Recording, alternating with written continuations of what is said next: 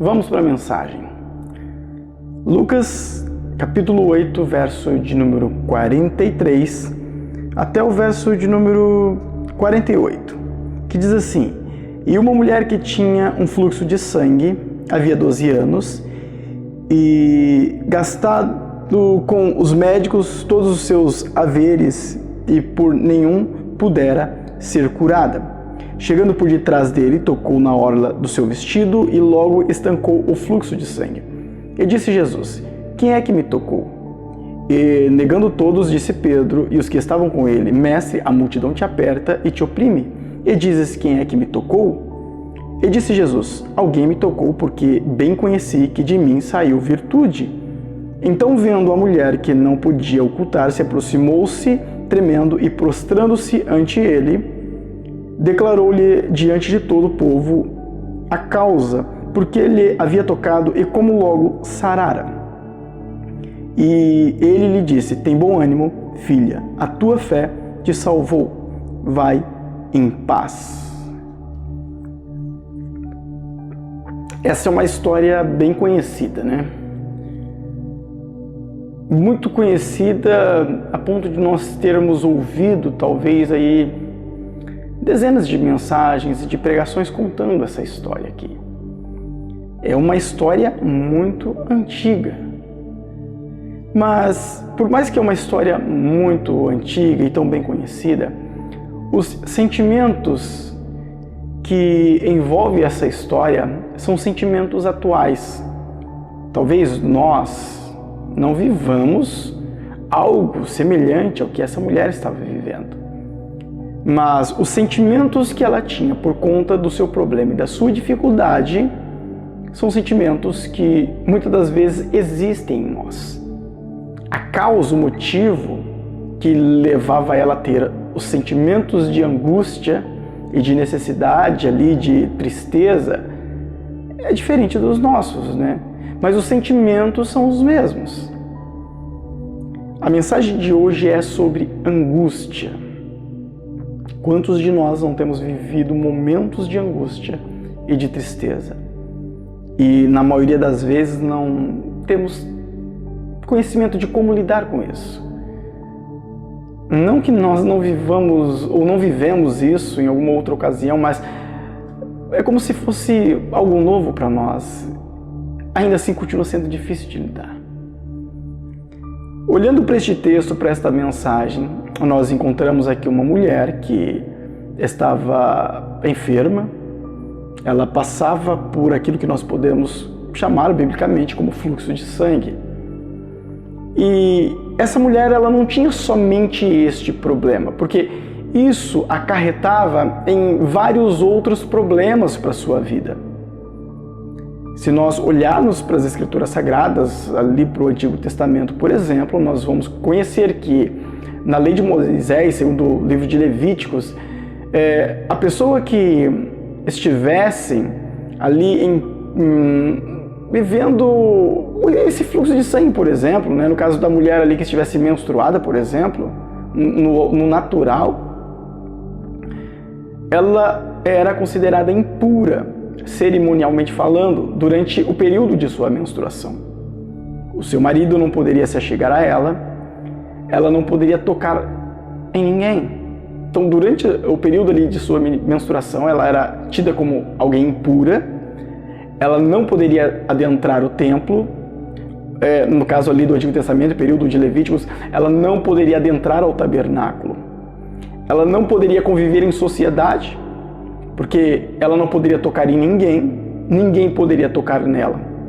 Se alguém tocasse nela, esse alguém se tornava impuro também. E se ela tocasse em alguém, esse alguém também se tornaria impuro. Se ela se sentasse em um banco qualquer, o banco era impuro. Outra pessoa que se sentasse ali se tornava impura. A cama dela era impura. Até um vaso de barro que ela pegasse, que ela encostasse suas mãos, o vaso também se tornava impuro. E essas coisas que se tornavam impuras, elas tinham que passar por um certo ritual de purificação, para que ela viesse, essas coisas se tornassem impuras novamente. No caso das pessoas que encostassem nela, elas se tornavam impuras, então elas deveriam tomar banho, se lavar, deveria lavar todas as suas vestes e ficaria impura até a tarde ainda, se tornaria pura no outro dia. Então, era difícil para esta mulher aqui da nossa história, porque o problema dela não era somente, digamos assim, o fluxo de sangue, mas também existia problemas interiores, porque ela não podia, e ela com certeza não vivia em sociedade. Ela não poderia frequentar as feiras, ela não poderia ir a festas, nem era convidada provavelmente. Ela não poderia ir ao tabernáculo, ao templo, né, nesse caso aqui, nessa época de Jesus, ela não poderia ir ao templo, adentrar ao templo. Ela não podia tocar em pessoas, pessoas não podiam tocar nela, ela não podia se sentar em qualquer lugar, enfim. Essa mulher vivia praticamente isolada, solitária, vivia um problema interior muito grande. A angústia, a mágoa e a tristeza fazia parte da vida dela por conta disso, porque ela não poderia ter uma vida socialmente normal, comum, natural, como todos os demais. E um detalhe é que essa mulher estava assim já há 12 anos, diferente de uma mulher que entrara em seu período menstrual. Ela tinha um período apenas que ela era impura, depois ela passava por processos cerimonialmente falando de purificação, então ela se tornava pura novamente. Mas essa mulher aqui não, ela já estava assim há 12 anos, ela era impura, imunda há 12 anos. Então, as dificuldades, as dores interiores nela eram existentes. Agora, trazendo isso para nós, nos nossos dias de hoje, existem coisas em nossas vidas que traz também dor para nós. E você sabe do que eu estou falando. Você sabe do que tem te trazido dor. Você tem vivido momentos de angústia, momentos de dores interiores, momentos de tristeza, momentos de solidão e de sofrimento. E às vezes você olha para a sua vida, para a sua situação e você não vê solução alguma. Muitas das vezes, dependendo dos casos, algumas pessoas até pensam em tirar a própria vida, em se suicidar, porque não vê mais motivo, não vê razão para viver e não vê uma esperança, não vê uma luz no fim do túnel. E a verdade é que nós não sabemos lidar com esses sentimentos. Nós não sabemos lidar com essas dores, nós não conseguimos domar ela. São feras indomáveis. Nós não temos o poder, nós não temos a capacidade, a capacitação de lidar com essas coisas. São coisas que de fato doem, machucam a nossa alma. Mas existe uma solução.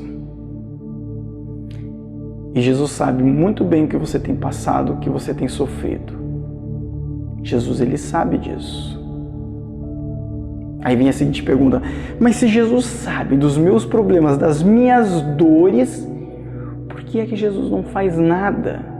Por que é que Jesus, ele não age então no meu favor? Se Deus, ele sabe do que eu estou passando e no que eu estou vivendo, por que é que ele não cuida então de mim? Por que ele não cuida da minha alma? Por que ele não cuida dos meus sentimentos? Por que ele não cuida dessa solidão, deste aperto, desta angústia, dessa tristeza? Por que Deus não faz nada? Por que Jesus, ele não age ao meu favor?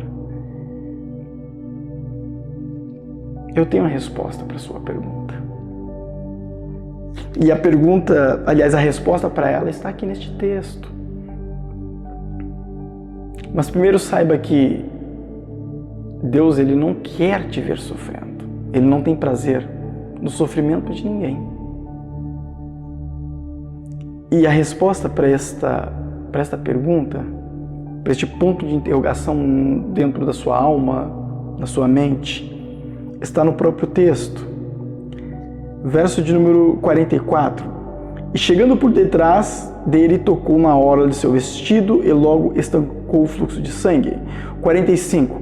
E disse Jesus: quem é que me tocou? É uma pergunta. E negando todos, disse Pedro, os que estavam com ele: mestre, a multidão te aperta e te oprime, e dizes: quem é que me tocou? Ou seja, Jesus pergunta: quem que me tocou? E Pedro, com os discípulos ali, fala: mestre, faz sentido a sua pergunta, porque a multidão está te apertando constantemente e você vem e pergunta quem é que te tocou. É uma pergunta sem sentido. E humanamente falando, de fato é sem sentido, porque Jesus estava ali, ele não estava sozinho, tinha uma multidão com Jesus.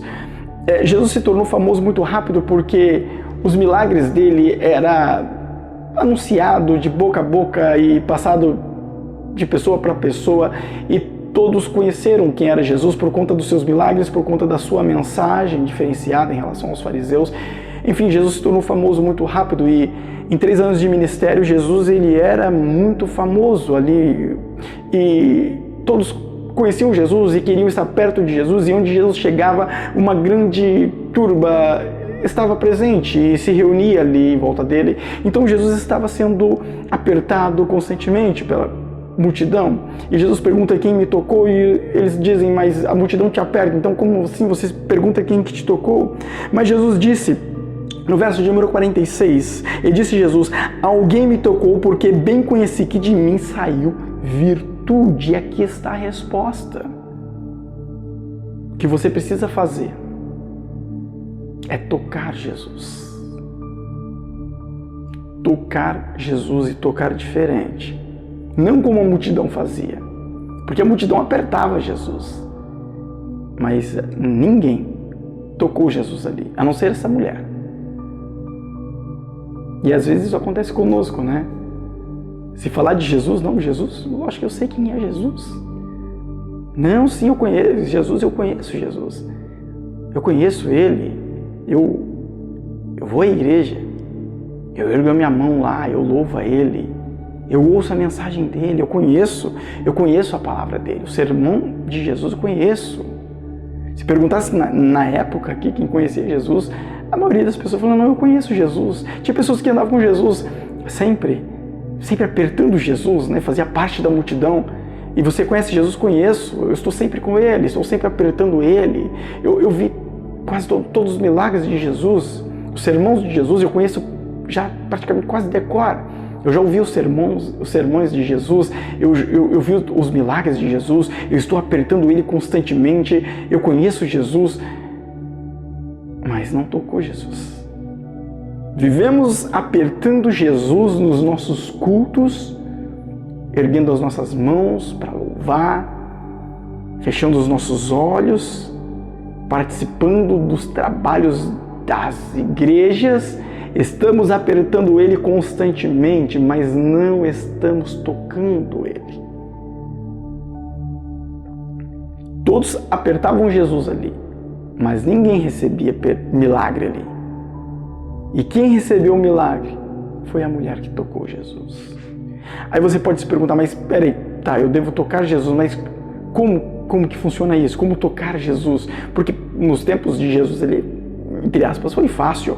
A mulher tocou na orla, não é gola, é na orla, é na barra do seu manto. A mulher tocou na barra do seu manto e foi curada. Só que no hoje, Jesus ele não está presente em nosso meio fisicamente falando. Então, como assim tocar em Jesus? Eu te digo, é espiritualmente. Mas como que eu faço isso? Só tem uma maneira. Dobrando seus joelhos, arrependendo dos seus pecados e clamando a Ele, pedindo: Jesus, me ensina a te tocar verdadeiramente para que eu receba o teu milagre. Não existe outro meio, não existe outro método, não existe. A maneira pelo qual nós podemos e temos que tocar Jesus é através do arrependimento dos nossos pecados e através da direção em que Ele vai proporcionar no nosso coração. Porque Isaías disse que os nossos pecados, as nossas iniquidades, elas criam divisão, uma barreira, um obstáculo entre nós e o nosso Deus. para que o Senhor Deus não nos atenda. Então Jesus, ele não vai me atender se eu tiver em minha vida o pecado como barreira e como obstáculo. Ele não vai me atender. Eu vou viver apertando Jesus nos cultos, mas eu não vou conseguir tocar nele de modo com que dele saia virtude, eu recebo um milagre para minha vida, para minha alma. Então eu vou continuar vivendo angustiado, vou continuar vivendo uma vida de solidão, de tristeza, de amargura, de dificuldade, porque eu não estou tirando o obstáculo. E o arrependimento, ele faz isso. O obstáculo, ele é tirado.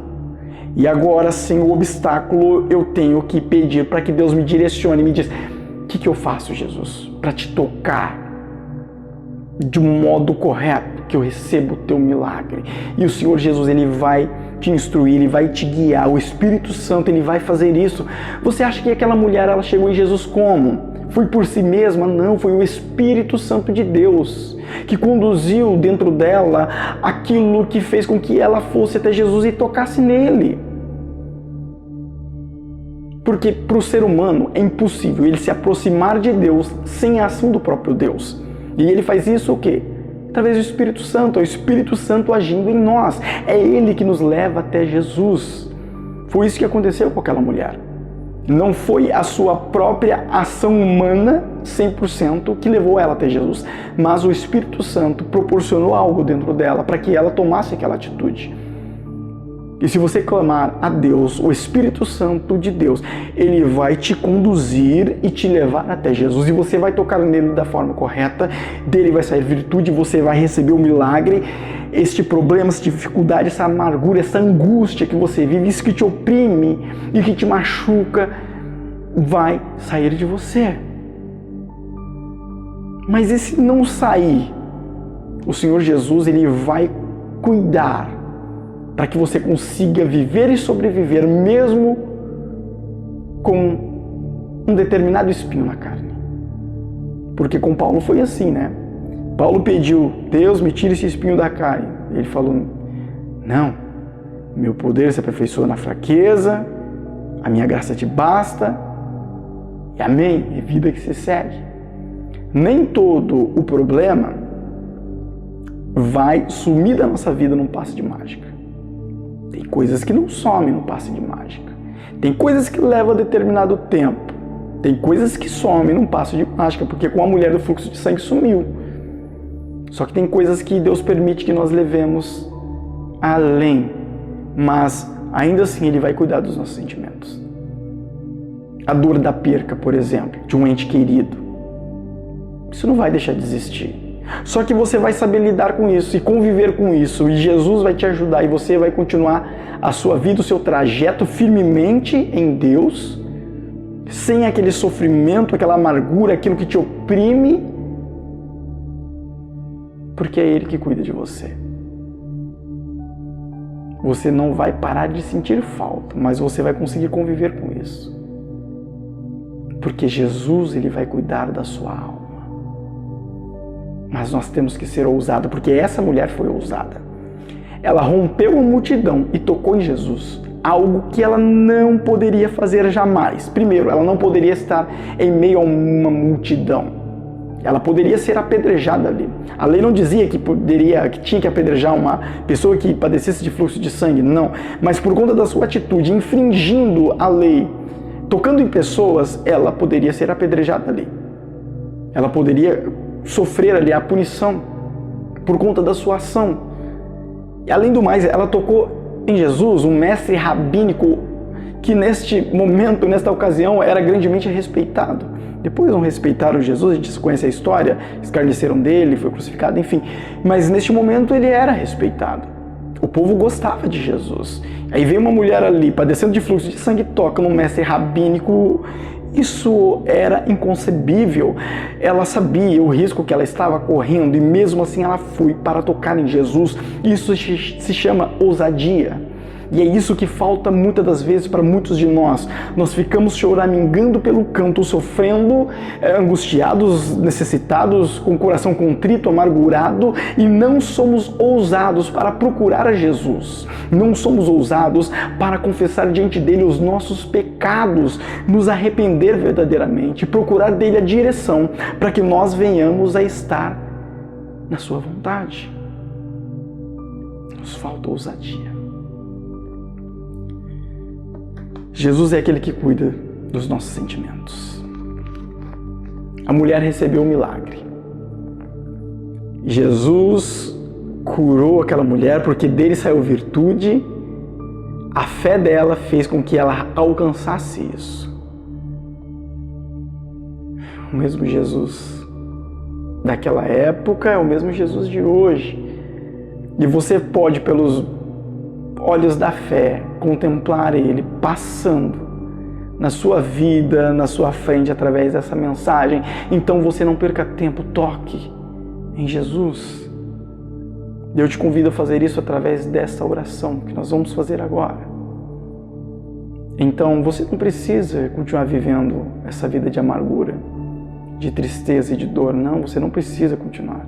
Deus nem quer que você continue vivendo assim, não. Quem quer isso é o diabo. Satanás quer que você viva assim.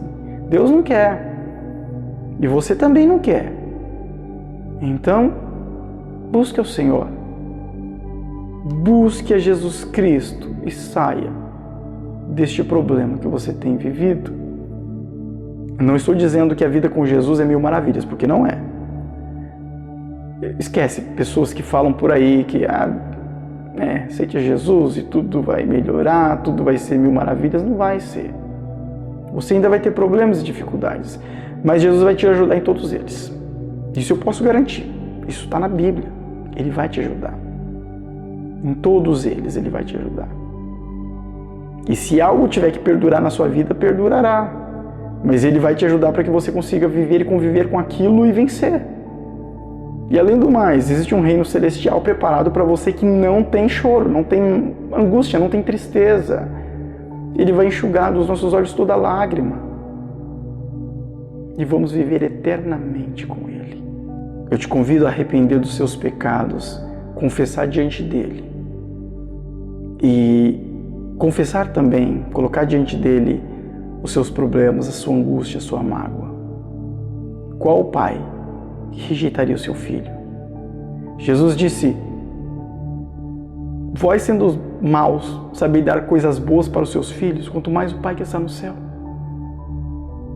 Então, ore comigo nesse momento. Senhor Jesus, perdoa-nos de nossos pecados e obrigado por tudo, Deus, que o Senhor tem feito. Trabalha nessa vida, nessa alma, neste momento, nessa dificuldade. Cuida deste coração, Deus. Essa amargura, essa tristeza, isso que tem sido constante na vida do teu filho, da tua filha, Senhor, eu peço para que o Senhor entre com providência e mude, Pai. Transforme esta alma. Transforma, Senhor, o seu interior, ó Deus. Essa pessoa que te aceita, Jesus, escreve o nome dela no livro da vida, trabalha em sua alma, prepara o seu caminho, o seu trajeto e Deus esteja constantemente com ela. Esteja conosco, Pai, nos fortalecendo e nos ajudando a cada dia. E nos ensina, Senhor, como nós devemos tocar no Senhor corretamente. Eu acredito, Pai, que nós vamos alcançar o Teu milagre para a honra e glória do Teu santo e adorado nome. Em nome de Jesus. Que Deus te abençoe grandemente. Não se esqueça de orar e buscar Deus. Pedir para que Ele te ensine, te conduza, te oriente, te dê um norte de como tocar nele corretamente. E o Senhor Jesus, Ele vai te ajudar, Ele vai te orientar a isso. Mas ore, busque ao Senhor. Busque na palavra, na leitura da palavra de Deus. A Bíblia diz, nem só de pão viverá o homem, mas sim de toda a palavra que procede da boca de Deus. Então, não perca seu tempo. A vida é curta demais. A Bíblia nos diz que ela é como a neblina, ela passa muito rápido. Esteja nos caminhos do Senhor. e seja salvo. Em nome de Jesus. Que Deus te abençoe grandemente. Fica na paz. Amém.